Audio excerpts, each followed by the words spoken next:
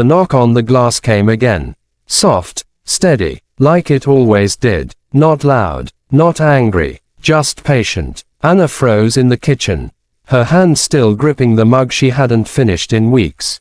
Mark looked up from the couch, his eyes tired, hollow, the way they had been since the day their son disappeared. Outside the living room window stood Rex, the German shepherd, their son's dog, sitting upright, one paw lifted, tapping gently against the glass. Tap, tap, tap, every single morning, for 3 months, since the day Ethan went missing. At first, Anna thought it was grief playing tricks on her mind. A routine born out of loss. A dog waiting for a boy who would never come home. But Rex didn't whine. He didn't bark. He didn't pace. He only looked inside, directly at them, with eyes too focused, too intentional, as if he was asking them to follow. The morning Ethan vanished was quiet. Too quiet. He was 16, responsible, careful. He had gone out early. Just a short bike ride. Promised to be back before lunch. By evening, his phone was dead. His bike was found near the old industrial zone. Abandoned, lying on its side like it had been dropped in a hurry.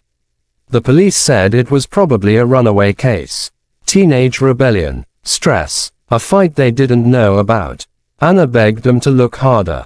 She showed photos, medical records, school reports. Not my son, she kept saying. Mark stayed quiet, always quiet. He sat through interviews, answered questions, signed forms. Inside, something was breaking slowly. Then the reports changed. The industrial zone belonged to a powerful development company.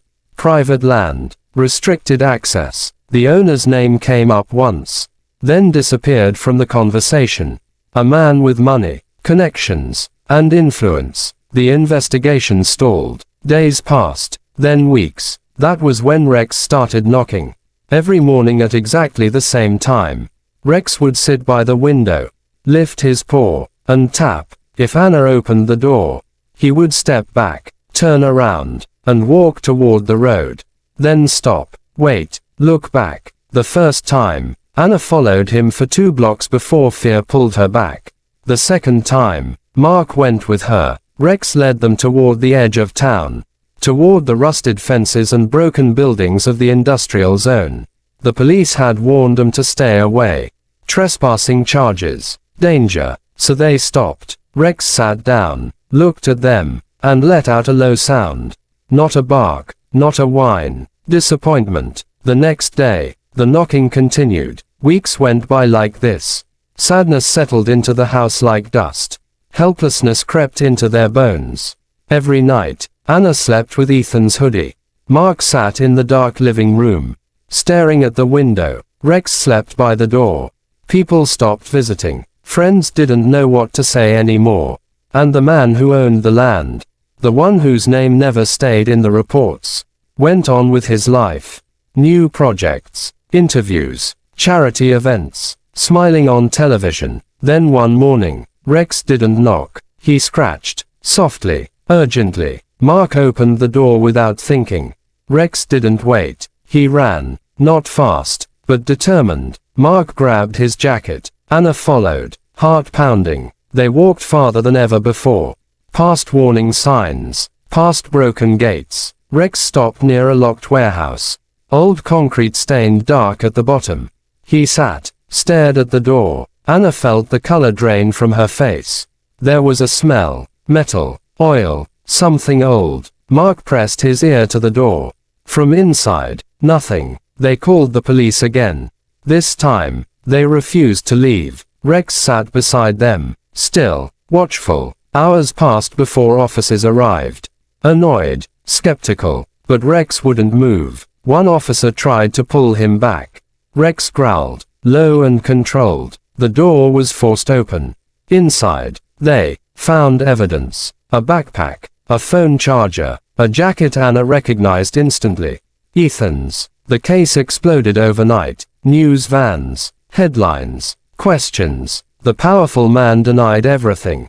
His lawyers spoke for him. He called it trespassing, fabrication, a tragic coincidence. But the warehouse records told another story. Security footage had been deleted, but not completely. A backup surfaced. It showed Ethan, confused, arguing with a man twice his size. Then nothing. The public turned. Protests formed outside the company's offices. Donations stopped. Partners pulled out. The man who once smiled on television stopped appearing. Charges were filed. Anna watched the trial from the back of the courtroom, hands shaking. Mark sat beside her, silent as always. Rex lay at their feet. When the verdict came, it wasn't loud. It wasn't dramatic. Just words. Guilty. The judge spoke of abuse of power, of negligence, of a life taken and buried under money and influence. Anna cried for the first time in months. Not loud, not broken, just tears of release. Outside the courthouse, reporters shouted questions. Mark didn't answer. He knelt down instead, pressed his forehead against Rex's. "Thank you," he whispered. Rex licked his hand once. That night, for the first time since Ethan vanished, the house was quiet. No knocking, no scratching. Rex slept peacefully. Anna stood by the window, looking out into the dark. She didn't feel whole. She didn't feel healed. But she felt something else. Justice. Not perfect, not enough, but real. Sometimes, love doesn't speak with words.